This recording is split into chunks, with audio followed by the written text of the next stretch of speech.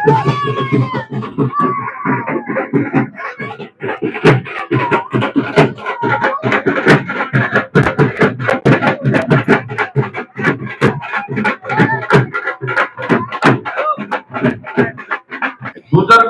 साथियों, मातृशक्ति, सलाहकार, पत्रकार मित्रों,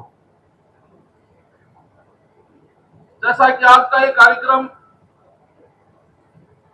एक यूं मत समझना कि कोई और ये मंत्री वैसे आप, यहां मेरी अपनी ठाट और वो बधाई देने में आप लोगों को आया हूं, क्योंकि इस मंत्री पद में आपकी हिस्सेदारी है।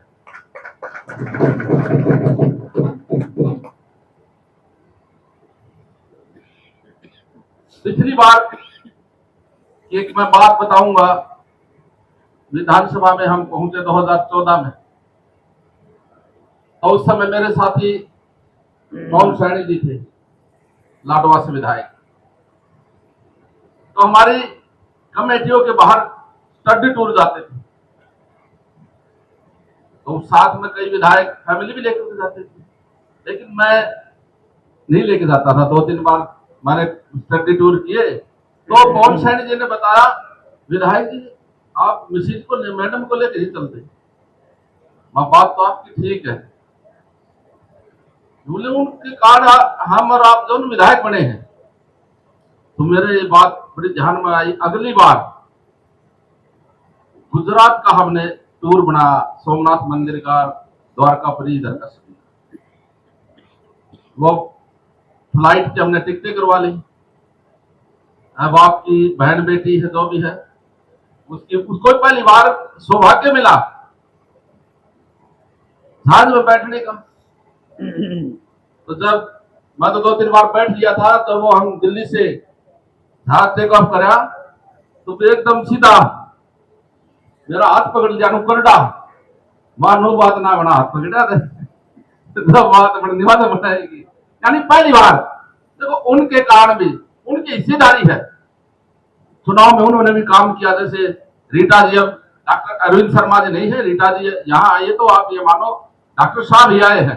तो उन्होंने भी हमारे साथ 2014 से फिर 19 में 2 बार वहां से विधायक रहे, उनका भी अंश है, आपका आशीर्वाद है, इसलिए आपकी हिस्सेदारी में बनती है। वो आपको इसलिए मैं कहता हूं बधाई देने के लिए। मां दूसरा, प्रदीप जी से हमारा बहुत ही अच्छा एक स्नेह रहा। मेरे ख्याल में 2015 में फ्लैट नंबर 24 में मेरी इनकी मुलाकात हुई, और इन्होंने बताया मैं डिगल गांव से हूं, विधायक जी बस अगली बात ना कही, अगली तो मैं कह दूंगा। डिगल से बम्बे जाके बचा, आप तो मेरे रिश्तेदार हो। और उस दिन से आज तक हमारा 1% भी बाढ़ जितनी जो शेर हो, इतना भी हमारा इनसे अलग बात नहीं है। समय समय पर हम मिलते भी रहते हैं, टेलीफोन से बात भी होती रहती है, एक दूसरे की बात भी करते रहते हैं, परिवार की बात होती है, बात रहती है। तो हम एक प्रकार से तालमेल बना करके आपस में रहते हैं। इन्होंने कहा आप बम्बेवा आओगे तो यहाँ भी, मैंने कहा आपका अधिकार है, जहां जहां मुझे लेकर के जाओगे, ये मंत्री पद आपको ही मिला है, इसमें आपकी पूरी भागीदारी है, तो मैं आऊंगा। दूसरा, डॉक्टर साहब से भी मेरा बहुत पुराना परिचय है।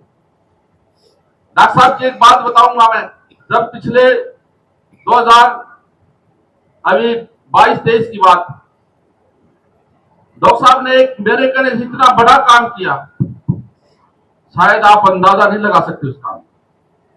और वो काम भी क्या था, अमेरिका के अंदर किसी व्यक्ति की सजा पूरी हुई जेल में, और उसका पासपोर्ट एक्सपायर हो गया, और वो उसके बाद 1 साल और एक्स्ट्रा, उसके भाई, उसका पिताजी मेरे पास आ, मैं डॉक्टर साहब के पास गया दिल्ली। तो आप यकीन करो, 1 महीने के अंदर अमेरिका जेल से डॉक्टर साहब ने उस आदमी को हिंदुस्तान में लेने का काम किया। यहां हिंदुस्तान की जेल से 1 महीने में नहीं निकल सकता, और अमेरिका से डॉक्टर साहब ने मेरे निवेदन से 1 महीने के अंदर, मैं उसी दिन से डॉक्टर साहब से कहना, आपका जो तरीका डॉक्टर साहब इतना बढ़िया है, आपने इस तरह के काम किए हैं, कभी मौका आएगा तो वाल्मीकि को भी जरूर आजमा लेना। मैं घना नहीं तो आपका थोड़ा जरूर उतार दूंगा। और उस नाते से मैं आप लोगों के बीच में आया हूं।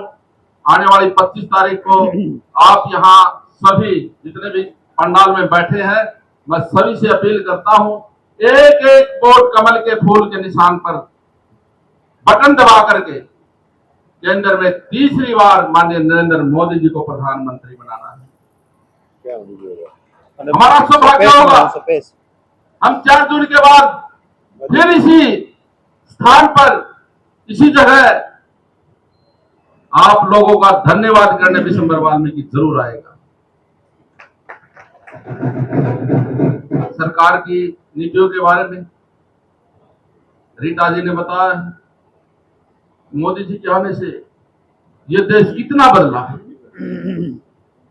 धारा 370, 3 तलाक और राम मंदिर का कितना हजारों साल पुराना मामला 22 जनवरी को अयोध्या के अंदर श्री राम की मूर्ति स्थापित करके, और वहां उस दिन एक बहुत बड़ी घोषणा, श्री राम के साथ महर्षि वाल्मीकि का नाम भी जुड़ा है।